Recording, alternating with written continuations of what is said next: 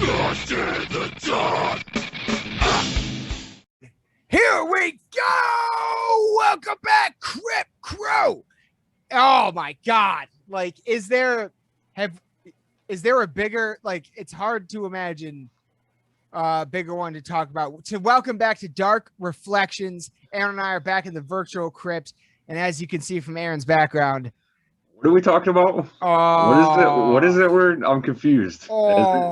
We're talking about one of the greatest fucking bands of all time that just released a brand new record on April 16th, 2021. We're talking Cannibal Corpse, Violence Unimagined. Look at that shit.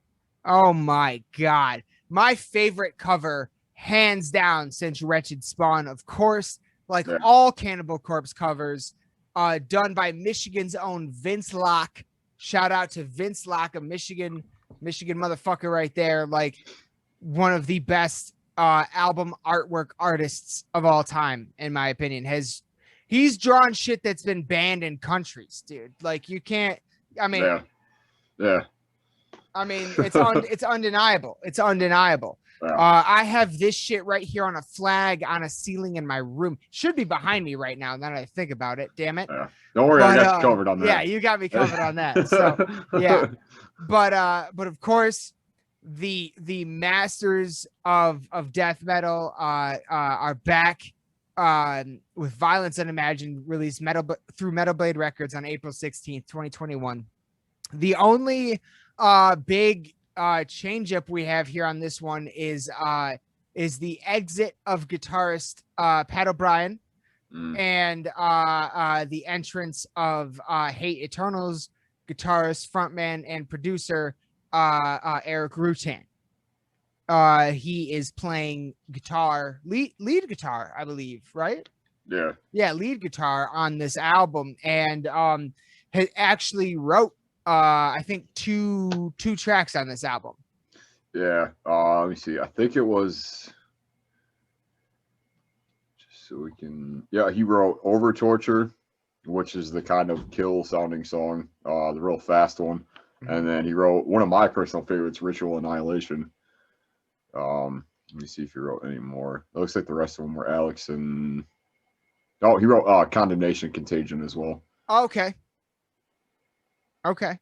But at the same time, the rest of them, but at the same time, I don't know. I don't know. Now, so yeah, let's just get into the app. There's no reason.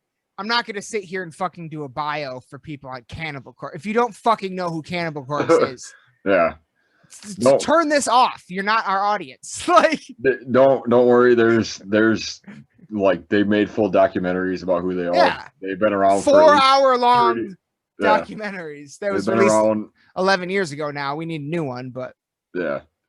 At this point they've been around since like I don't know, for at least 30 years. 91, 92, something like that. Yeah.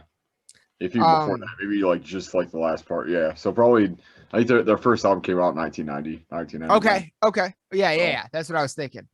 Eating Back to Life. So quite literally 30 years ago. Yeah. So if you don't know, I'm sorry. I mean, yeah, we're not. This isn't for you. So, but so yeah, let's just dive into this album.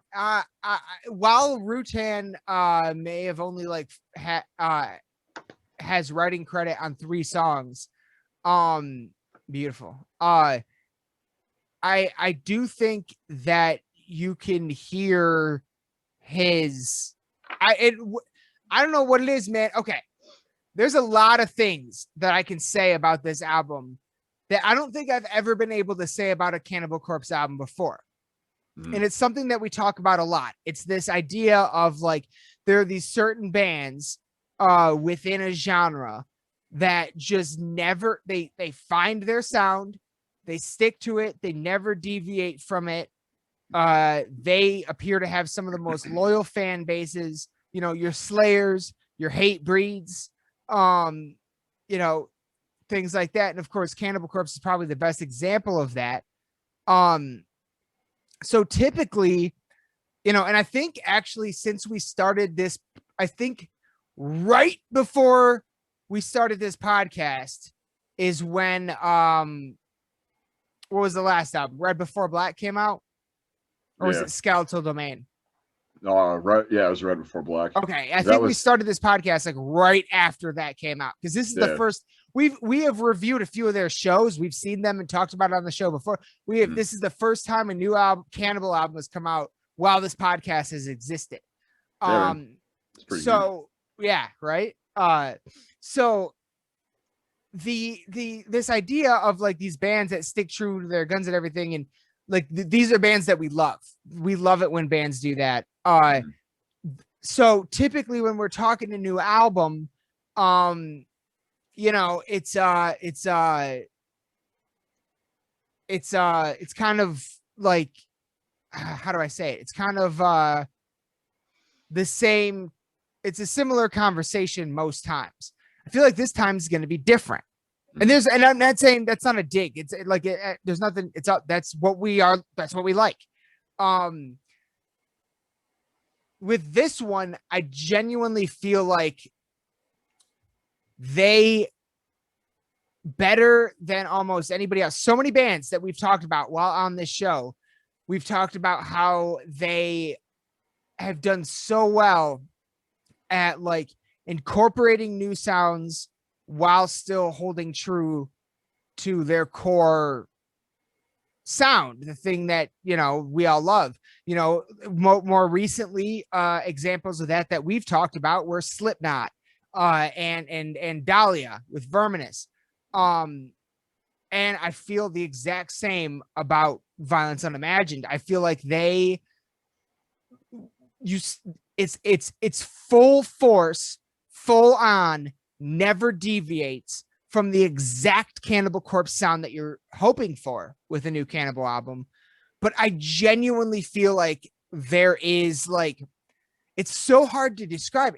I feel like there's like an evolution. There's a change. There's the songs move in a different way than I've heard most Cannibal albums sound. For a band that you go in thinking, knowing what to expect, you don't expect the album to keep you guessing, and this one did.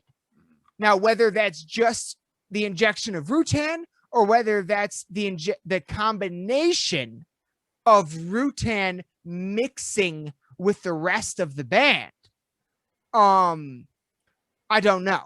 But regardless, I really hear, like, to me, like, it's really insane to me how immediately in love I am with this album. It's like off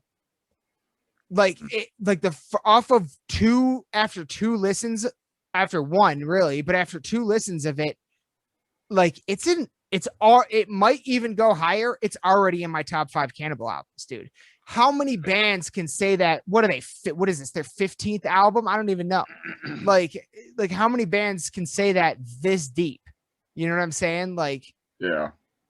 Well, and I just kind of going into it, I am more, I guess, more so partial to the albums that Eric Rutan has done, aside from Skeletal Domain, because I feel like that album was just brutal as fuck. In terms of producing.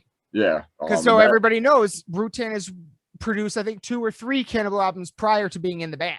Yeah. He started on Kill. Okay. He did Kill, Evisceration Plague, Torture, Red Before Black, and then Violence Unimagined. So he's done a good bit now. of, yeah. And to me, when at least when I think of Cannibal, when I talk about like their history, their discography, I kind of split it in a few different parts. I would say that this one is kind of more into, like, I guess it sits with the rest of the albums that Eric Rutan's done with them, but it also is very, what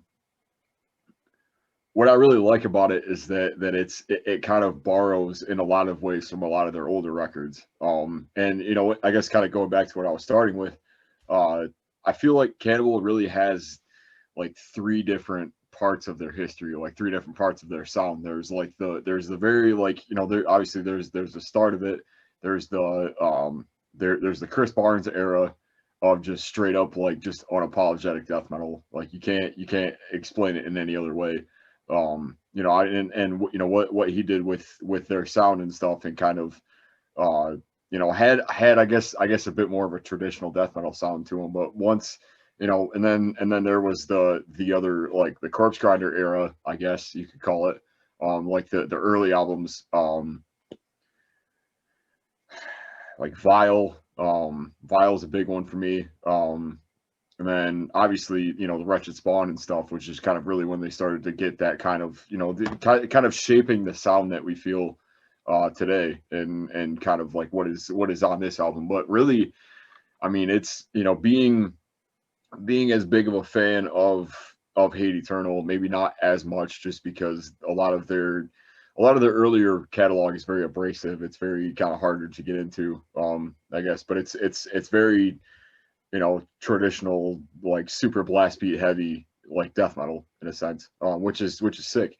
Because I actually really like a lot of their later records. I think I have a few of them, Infernus and whatever the other one was, the one that they put out when we saw them on tour with them. I don't remember what the name of it was, but I don't know. Regardless, you know, so that's to say that you know, Eric Rutan coming in and being a member of the band officially, and actually having you know, just being able to give his take on some of these songs. It is like, I think that's what makes this album the most exciting to me, because like I'm the type of person where I love his solo style.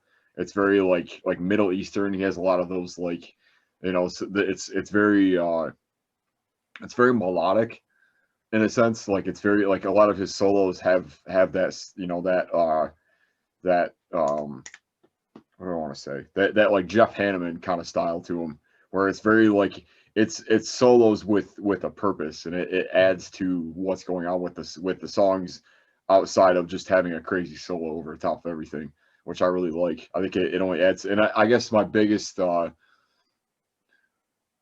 point to that, mostly during Inhumane Harvest, which was the first or second solo, or not solo, the first or second single that we had. I think it was the first. Yeah, I know it was the record. first video. Yeah, and so just hearing that solo, like just that, because that's about a 5-minute song, so it's fairly lengthy for them. And just the way that it kind of breaks down in the middle, and then it just hits with this big, like almost like minute and a half long solo, and it's such a great way to open up the record. And it's such a, I feel like really either Inhumane or Necrogenic are like two of the songs that ended up being singles that really kind of like capture what the basis of this album is, but on, you know, I guess at its surface. But really, you know, there's a lot going on with this. Like it's a 45-minute, almost hour long record, and it spans their entire catalog as far as like musically. Yeah. That is one thing I was gonna say, is that it is yeah, I think it's around 45 minutes or something, and it feels every minute of that, not in a bad way, like you feel like it's a full beefy, like full length album. Whereas, you know, I feel like a lot of albums that we talked about, especially last year, you know, with things like Verminous and stuff, we're like, man, I wish there was another 2 tracks or so. You know, a lot of them felt a little short last year. This one feels perfect. Like exactly as much as I wanted. Never gonna complain about a bonus track, but that's it really did hit. I mean, yeah, dude, the solos, the vocal performance, the drums, the riffs, like the production, you know. So Rutan, this is another of it. And what's funny is that since he started producing, not to say, like, I like pretty much every, there's not a single Cannibal album I've ever heard that I didn't like, ever. Yeah. So not to say that I didn't like any of them, but so we go from Wretched Spawn to Kill, right? Kill is when, believe so, yeah. Yeah, and then Kill is when Rutan comes in, and then he produces everything they've done since then except Skeletal Domain. It's just funny to me that Skeletal Domain is my favorite album in that since Kill, like, or since Wretched Spawn, honestly, and now this one is my next favorite. Yeah, and the Skeletal Domain was done by Mark Lewis, who's done Black Dahlia Murder. He's done like a ton of different other bands, like modern bands. Modern, when you think of a lot of the production that's done on modern like death metal albums, he's kind of had his hands in it. Okay, hell yeah, I didn't know that. Bring up a few that he's done. So yeah, what I really enjoy about this record is that we talk a lot about, I guess AC/DC is a good example of this, right? So they are another good one. Yes, they have an extensive catalog.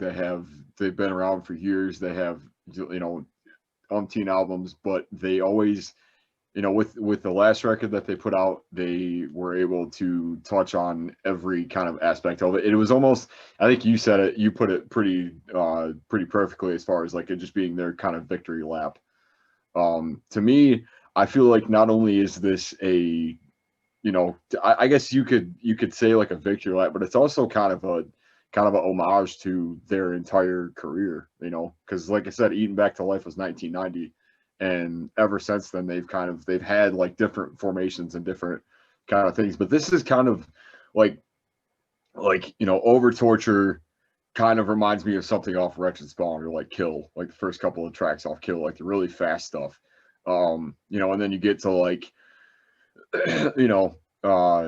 let's say like Surround, Kill, Devour, which is a little more of like a I don't know. It has its roots in like the more like harder, like more like hard rock, kind of like Death and Roll, like Entombed kind of style.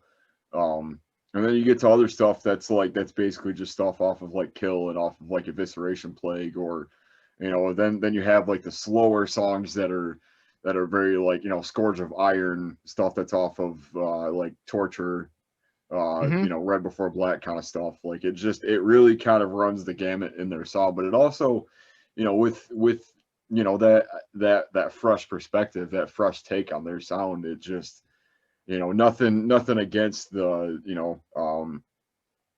I need to hang on. So it sounds to me like both of our perspectives combined is that it's successfully, masterfully taken in, been able to combine elements from the total career, but also combine it in a way to make it sound new. And so you feel you're more, I guess, on the homage side, whereas I'm like, this feels like a next step. Yeah. And I think it could be both. I think it could be both, is what I'm saying. I could agree with that in both ways. And it's interesting, especially looking at it now, as far as like current members and past members, because Jack Owen, who was on Wretched Spawn era, he was on a few of their others. I think he was on Vile, and I don't think he was on Evisceration Plague, but he went on to go on to play with Deicide, right? Okay. And during that time when those albums came out, it had a bit more of a straightforward death metal sound. Same thing with Chris Barnes, who went on with 6 Feet Under, and right, we all kind of know what happened with that. Regardless of what you think of that, he did write the first chunk of their catalog. He did write the first bit of what we know and like songs that they even play today. And then go back and listen to those albums. They're amazing. Like they're really good. Oh man, some of the riffing and some of the songwriting on The Bleeding is still some of my favorite Cannibal stuff ever, just because it's super rhythmic and just the riffs are really catchy for death metal. So and obviously with Pat O'Brien being the outlier as far as like up until this current record, I feel like he had his own style as well. Yes. And for a while, very good. For a while it was Rob Barrett, who had been with them since I'm looking at now. He was like two, in the beginning, and then he left for a bit, and then he came back, right? yeah. Yeah. So he was Rob Barrett, 2005 to present. So he was Yeah. Well, he around was that- in the very beginning too, though, right? yeah, he was Yeah. lead guitar from 93 to 97. Yep. And then he came back in 05. Yep. Yeah. Yeah. So it, yeah, like it's I feel like with this album and just like as much space as they cover and as much as much of a variation as there is in the songwriting and stuff, it's the best combination of everything that they've ever done plus more because of Eric Rutan on it. And I think that it's one that I've been like constantly going back to. Yeah. I'm always jamming Inhumane Harvest is I'm such a fan of that solo, that middle solo, just the way it breaks down and stuff. I love Follow the Blood, Bound and Burned, Slowly Sawn is straight out of Evisceration Plague, man. Like, yeah. I can see that. Yeah. So yeah, I'm a big fan of it. I love this album, and I'm more so than I was expecting to, because that's the other thing is I feel like Cannibal at this point is kind of a legacy band. Like whenever they put something out, it's like, oh, it's gonna be sick no matter what. Exactly. We're all everybody knows we're all gonna like it. Mhm. But then when they drop something, it's like, whoa, this is even like way better than I anticipated. Yeah. This is what we experienced with Verminous, with what the fuck is that last Slipknot album called? We Are Not Your Kind. Yeah, that one. With that, like there are so many, and that doesn't make sense. Like it's so interesting. It's kind of like movies. It's kind of like movies in a way, because like when I was growing up, there was a movie and then it had a sequel, and the sequel always sucked unless it was like Terminator or something. Terminator 1, Terminator 2, Terminator 2, a lot of people like more than the first one. Yeah. And then we get to the Marvel era where at first the sequels did kind of suck, but then they got way better. It's kind of like that with music. When I was growing up, I got into heavy metal and the early metal, Megadeth, Metallica, Iron Maiden, all that stuff, in the early from 2000 to 2005 is when I got into all of that stuff. And everybody was telling me, oh, the albums they come out with now suck. You got to listen to the older ones because those are better. But I liked the albums that were coming out now. At that point in time, The System Has Failed by Megadeth, A Matter of Life and Death by Iron Maiden. I love those albums to this day. Yeah. And I kind of feel like that's what's happening now, because that's about when, not Cannibal, but that's about when a lot of the bands that we talk about started, was from like 95 to 05. I guess you could almost fit Cannibal in there. And it's like now, like when I started listening to them to now, the kids that might have like been born back then would now be my age that I was back then getting into it. Mm-hmm. And it's like these Slipknot, Cannibal, all these giant bands are releasing magnum fucking opuses. You know what I mean? They're releasing shit that's fucking some of the best stuff they've ever fucking done. And that is not, from when I was growing up, that is not what bands did. You know what I'm saying? Like by now they suck. You know what I mean? Like, no, that is not what our bands are doing anymore. Like heavy metal is we joke about the whole fucking how it used to be sex, drugs, rock and roll. Now it's veganism and environmentalism and everybody love everybody, which is but I think and we joke about it because like we want, part of us kind of misses, they're like, you know what I mean? And we still keep it alive in a lot of ways. But I feel like that change in the zeitgeist might be part of why we are getting this incredible amazing fucking music now. Like stuff that, you know, we, you know, that is, you know, how, okay. Yeah. Okay. No, I won't go there because we're talking about Cannibal Corpse. That's totally off topic, but it's just, you know, how fucking often is it where a band that you've been so diehard for and so in love with for so long, releases an album that, that immediately releases an album brand new that immediately compares to the ones that you're sentimentally attached to. Yeah. You know what I mean? The one that got you into them. Everybody always likes the one that got them into the band the most. But when the band comes out with something 15 years later, 10 years later, that you listen to and you go, oh, I don't, that's as good as that almost. That's unheard of, dude. That's almost unfucking heard of for any fucking commercial band. And we're seeing it now on a regular fucking basis in heavy metal. Yeah. Well, I think a lot of that just has bit to do with, you know, what we talk about so much is just there's not as much like gatekeeping. There's not as much like, you know, bands I feel like are kind of free to do whatever they want as long as it's within the scale of, or with, you know, within the scope of, you know, keeping true to the sound, because it's pretty obvious when a band kind of veers away from a sound and it doesn't feel as organic, it doesn't feel as like together as it was and stuff. Like you can kind of tell on records where it's kind of a disconnect and stuff, and like, you know, whereas I feel like with Cannibal, they've always, especially with the last few, you know, with you know, with the Rutan era stuff, I guess we'll call it.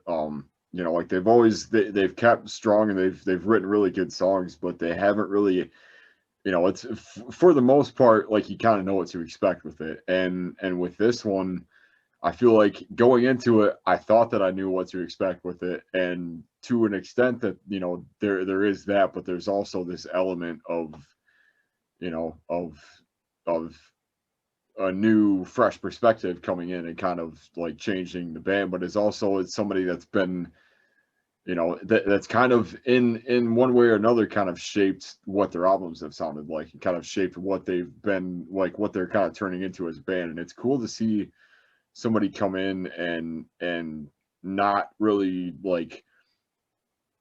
change the style that they've created so much, but add to it because of the repertoire that they have and because of what they're able to do with, you know, outside of Cannibal and outside of, you know, because like I said, kind of at the top, I've been a big fan of Hate Eternal for a while, and I love his guitar playing, and especially seeing him live for the first time, which was consequently with Cannibal. Yeah.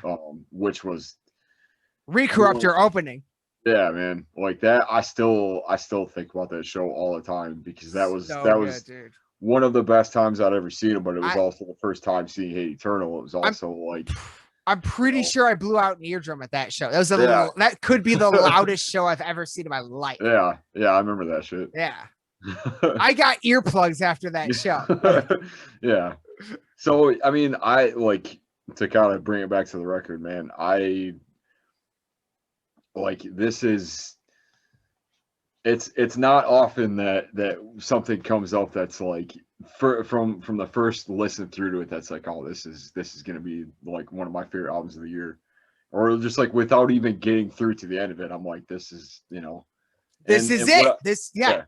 What I'm really, you know, it speaks to the songwriting. It speaks to just the craft of this band is being able to, because while it is a fairly lengthy album, while it is, you know, I mean 45, almost an hour long, it really kind of fills every minute of that with something interesting. It really kind of, you know, that the one of the things that really blew me away off the rip was just 43 minutes long, is just how it moves. Like how, like it just like It's like watching a master woodworker or something like that. Someone that's just a master at their craft. Listening to this album, it's you know how like mesmerizing that can be when you like watch like a sped up video of someone making a beautiful wood sculpture or something like that. Like it's kind of like that in a way to me, because it's like how it's such a high wire balance of being able to retain the sound with Cannibal Corpse, like the wall of sound that we all know, love, and want, but yet keep people guessing, be inventive, change it up, do different kinds of solos, do different time signatures, you know, things like that. And they do that, and it just, but they don't get, like, everything they do just worked. Like, like nothing gets, it's Cannibal, it's full on Cannibal Corpse top to bottom, but in a way, it's kind of a Cannibal Corpse we've never really heard before in some ways to me. Like, it's really, it feels very fresh. It feels very new, raw, re-energized.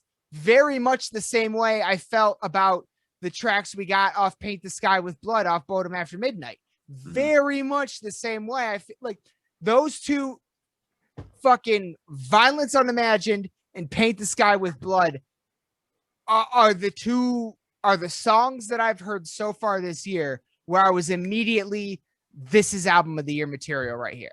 Yeah. Immediately. There's back cover too, people. Yeah. But yeah, like it's just, it just blows my mind. And Bodom would have been another one had that been ended up being a full length of just another example of a, you know, Bodom After Midnight was kind of a new band besides Alexi, and Daniel, in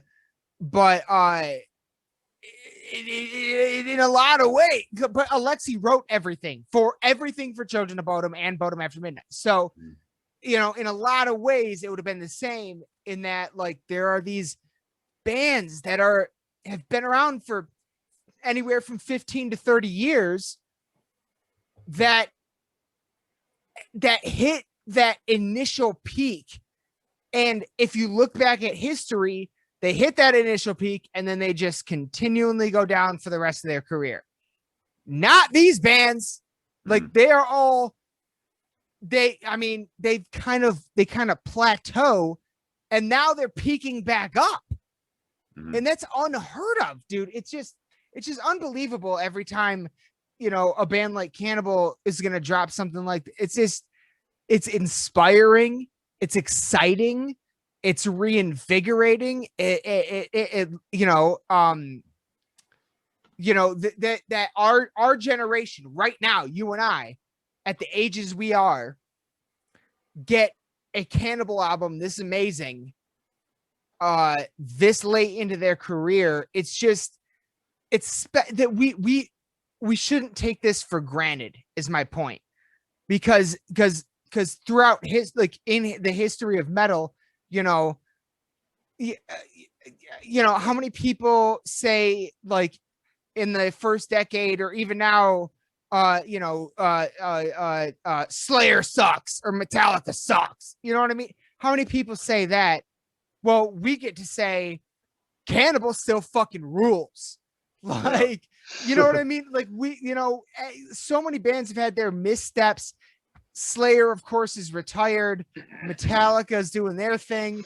But I don't know. I just feel fortunate that my favorite fucking bands are in there. It's not even, you know what I mean? It's not even that they're going back to their roots or trying to recapture the sound of the albums that got them big. They're not even doing that. Yeah. You know what I mean? Oh shit, you're frozen. Oh shit, I didn't even see that. Well, they're not even doing that. They're just fucking continuing and, like, adding and evolving, but in a way that makes sense as opposed to a lot of other bands that have done it. Are you there? Can you hear me? Oh, There you are. hey, you froze. I don't know what happened. Oh, you froze for me. I don't know what happened. Huh. I don't know what happened either. Yeah.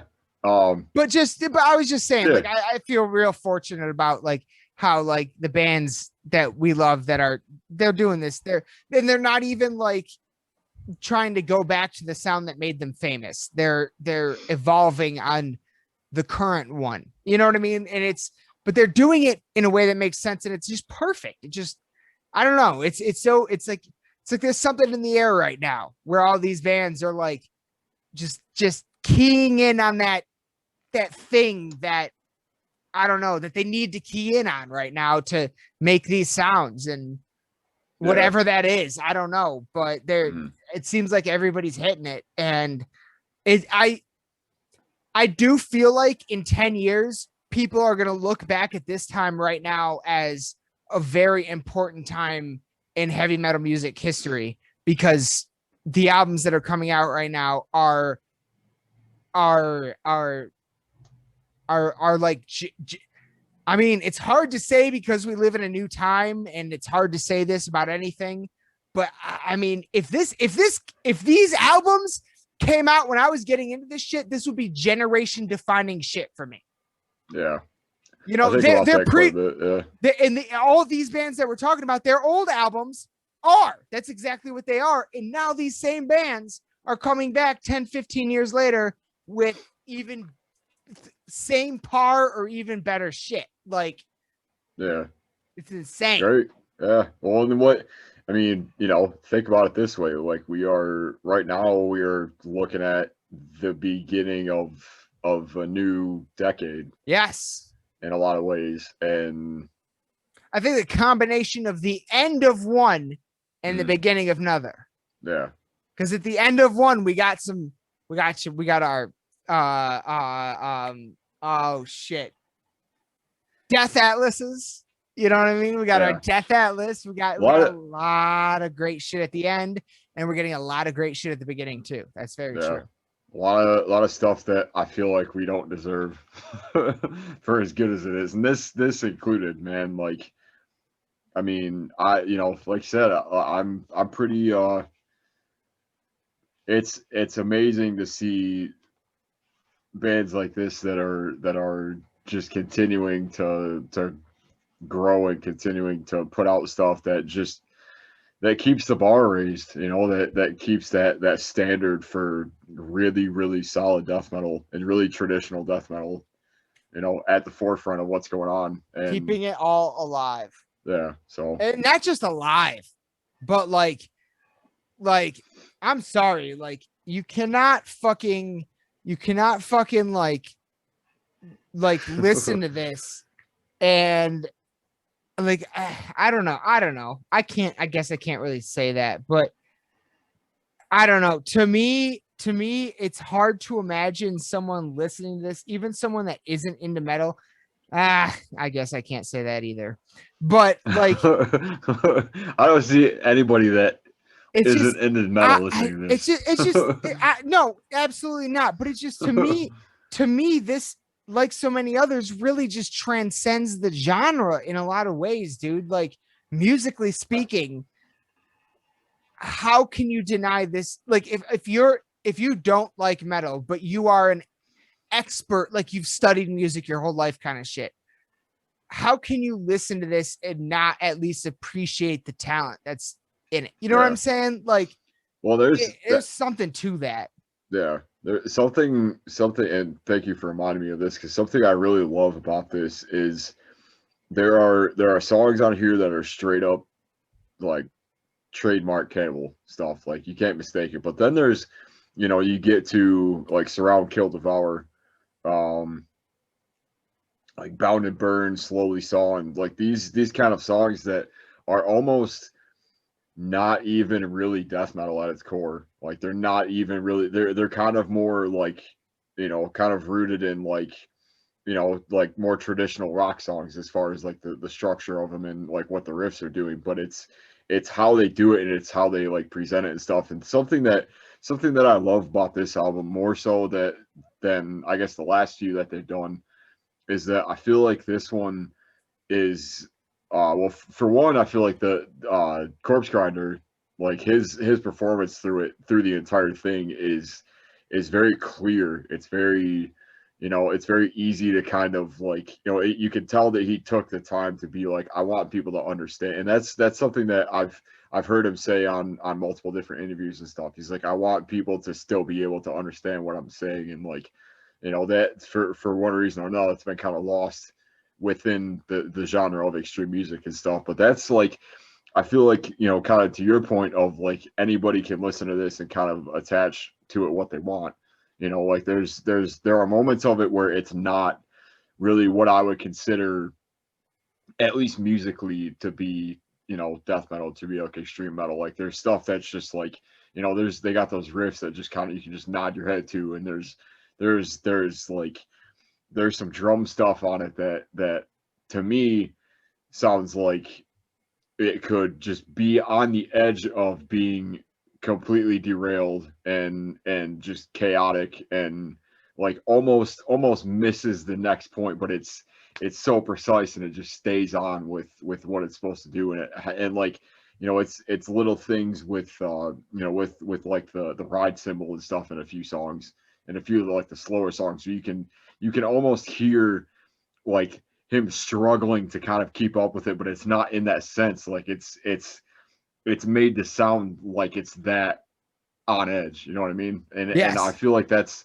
something that we haven't really seen in a long time. And so to have that kind of, it's the same thing with like, I guess to kind of bring around the Death Atlas kind of comparison. Not that it's anything like that, but like Death Atlas to me,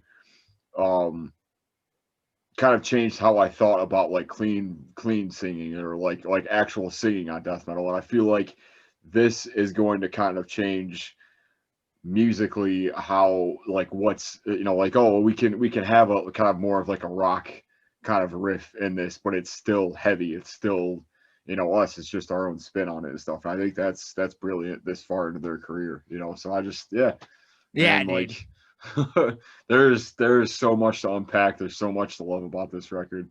I the only thing that and what a lot of people have been saying about it, and I guess I'd have to agree, only because on the last few it's been a little more upfront, is I just want to hear a little more of Alex, man. I want to hear a little more of the bass.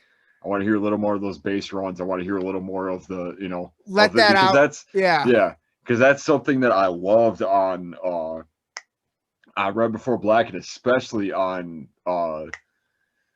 Skeletal, is his bass tone, is being able to hear just that, like, that growly, like, you know, Yeah.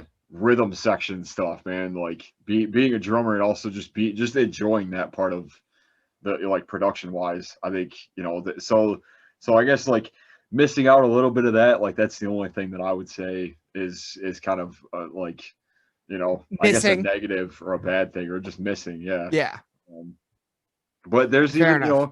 and like, with that, like, there's even songs that, that it's a little more upfront. There's a little more like, kill kind of sounding stuff on it, which is there's bass all over that. There's that Yeah. kind of stuff. It's more of a lead instrument than it is anything. So that's kind of my one gripe on it. But everything else is, I mean, dude, it's a like, masterpiece. yeah, man, it's one of their best.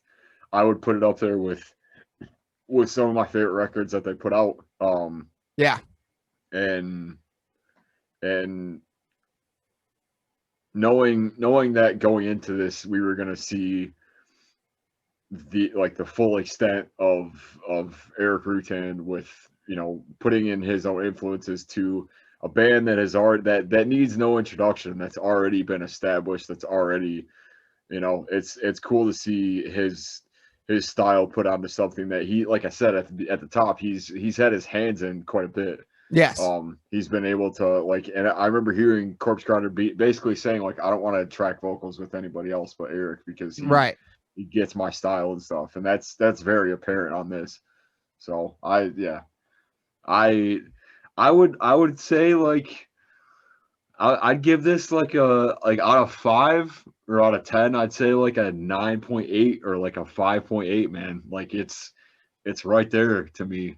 Like it's I go all in. I yeah. go all in. 10 out of 10, 5 out. You think We 10 don't out of 10 rate. on this? We don't have a Yeah. rating system. This isn't Yeah. a review. But Yeah. if I were to, yeah, 100%. Yeah, this is Mm. you know, my sentimental, the album that got me into Cannibal, you know, the album I bought based on an album cover before I heard a single note off of the album was Wretched Spawn, because I just wanted to see how much it would freak the cashier out. But yeah. uh so that was my first real introduction, and then of course I dove into them, you know, went back catalog and everything. I own every Cannibal album. I've heard them all more than once. This is easily in the top 5, might even be higher up than that over time. Because this one just, like, I don't know, man, like it just hit me in a way I didn't expect. It's very exciting. Every time I hear it, I'm excited. It's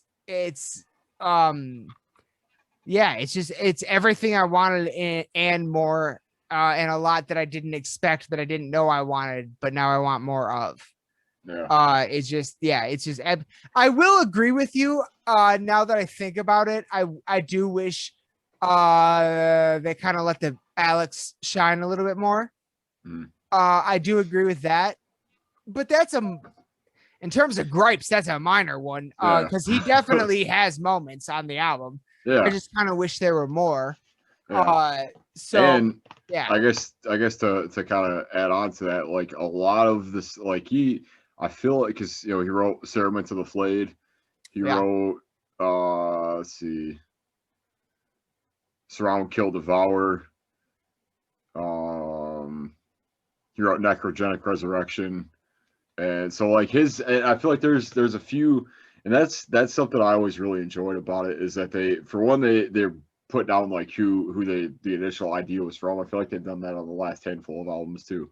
But it's cool kind of going into it with that knowledge and being like, okay, yeah, like that kind of, I could hear that being a song that he would write because of this, because of the last album there was this song on it that sounded similar, you know, like they're that's something that's really cool about their style and their really like discography, is that you can kind of take the knowledge of like what their songs sound like stylistically, and then kind of figure out like, oh, like this is, you know, this is one of, you know, a song Alex Webster wrote, or this is one of the songs that their guitarist wrote, because I can point it back to this record, or I can, like, you know, it's cool, man. Like you know, that's just kind of an extra added little bit that I really enjoyed about it. So yeah, me too. So where he kind of, where the mix kind of falters and doesn't really like showcase that, I feel like it kind of shines through with, you know, it kind of picks it up with the actual like songwriting and everything else. So yeah, yeah, and we kind of alluded to that earlier, like the songwriting. I feel like there's different time signatures, like the way they keep it moving, the way the album feels alive, as opposed to like one straight through thing. You know what I mean? It fluctuates, and man,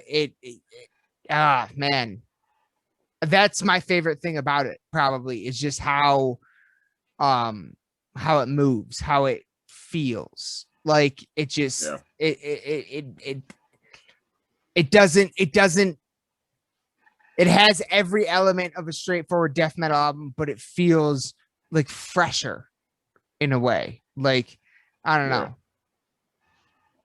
I love it. I would give it top scores if that's what we did here, but we don't, because this is a reflection, not a review. And we like to just reflect on these albums that we fucking love. So yeah, that's about all. You got anything else, man? Nothing really, other than if you haven't heard it, you're missing out and you're doing yourself a serious disservice. Listen to this album. check out Vince Locke. You know what? I'm going to put all links to getting a physical copy of this album and all links to Vince Locke, the only cover album artwork artist that Cannibal Corpse has ever used. So any of their album artwork, any of their t-shirts, I think they've actually used a couple of their t-shirt artists over time, but all 99% of Cannibal Corpse's artwork is Vince Locke, Michigan's own Vince Locke. And I will be sure to fucking mention him in the description below, links to his social media. He does sell, he has a website where he does amazing artwork. I've actually bought a few of his pieces. They used to be hanging up in the old crypt. They will be up in the future crypt. But yeah, like there will be, he is absolutely one of, if not my favorite album artwork artist of all time. So definitely a huge shout out to him. But I guess my only, and it's quick, because we talked about it before, like they're one of those bands, and like initially when I saw probably like everybody else, when I saw this cover, which is like the kind of like, I don't know, it's just the basic like standardized version of it, right? It's on the shirt and stuff. When I saw it for the first time, I was like, all right, that's kind of cool, but I also feel like we're missing something.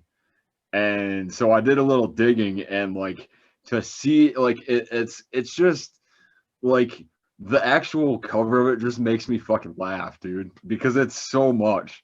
It's like the only thing that, and I got up to grab it because the only thing I can really compare it to is this one with Torture, because I straight up had the exact same response, because I didn't know that when you took off the slip cover, it was just this. And I was like, okay. Oh, okay, yeah, sure. Okay. And then when you open it, it just keeps going. It just like, there's it's so much every time. And it just, see, I see what you're saying, but for me, like, that one's not nearly as gnarly. Like Torture isn't nearly as gnarly as Wretched Spawn to me.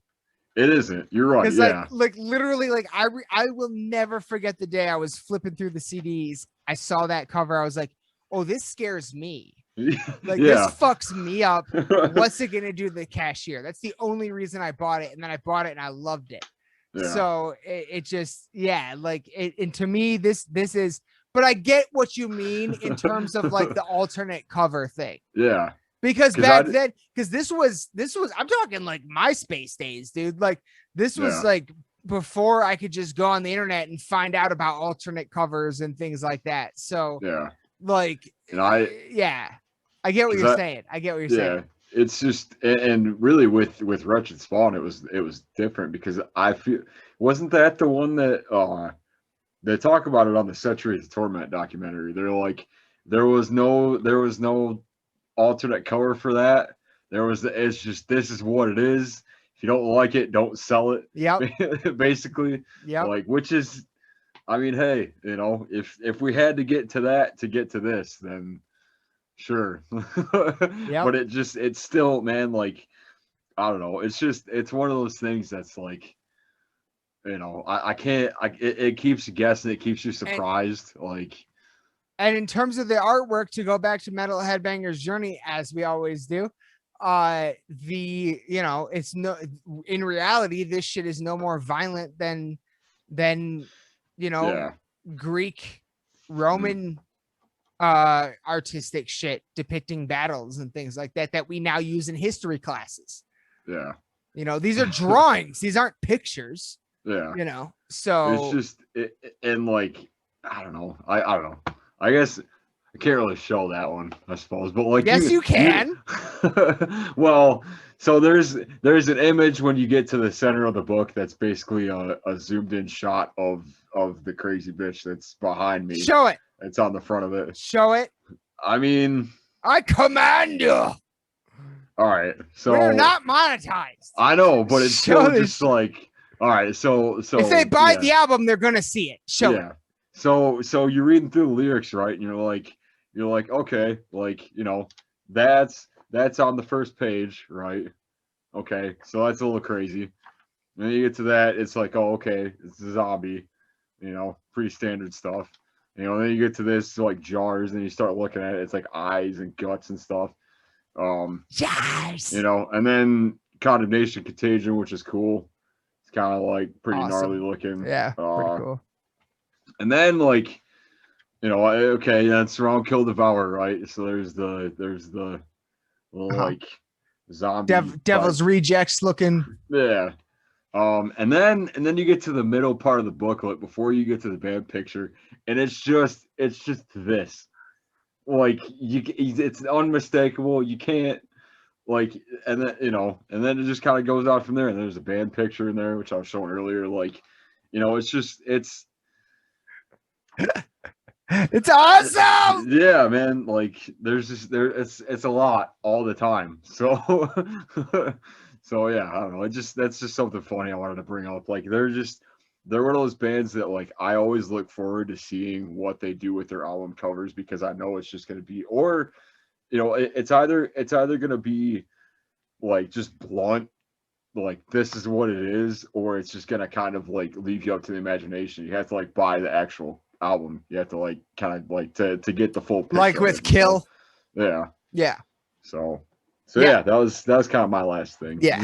I like artwork wise, man, it's silly. It's fucking it's over the top. It's disgusting, but it's something cool to look at when you're listening to the album. So hey, I love it. Yeah. I love it. I think it's amazing. Don't call the cops. All right, it's fine. It's metal. It's just what art. It is. It's just art. So. Some people like, think about like modern art museums, like the weird ass shit that's in there that you and I will never understand. Yeah. Some people are into that. We're the people that's into this shit, motherfuckers. So fuck off. This is what we're into. We live it. I've been watching zombie movies since I was like 13. Why? Yeah. I don't fucking know. Yeah. Same reason. I total side note. Fuck it. The first 15 minutes, like I don't even like zombie stuff. Like I'm bored by it. It's not interesting to me. It's The Walking Dead. I was like, this is stupid. Like I never liked any of that stuff. But I watched, they released the first 15 minutes of that Zack Snyder's Army of the Dead on YouTube. Oh shit. Yo, I'm gonna watch that movie. That movie looks dope. Like that, and I don't even like zombie stuff, but that looks fucking sick. So check that out. Yeah, in any case, everybody, you're ready to wrap this one up?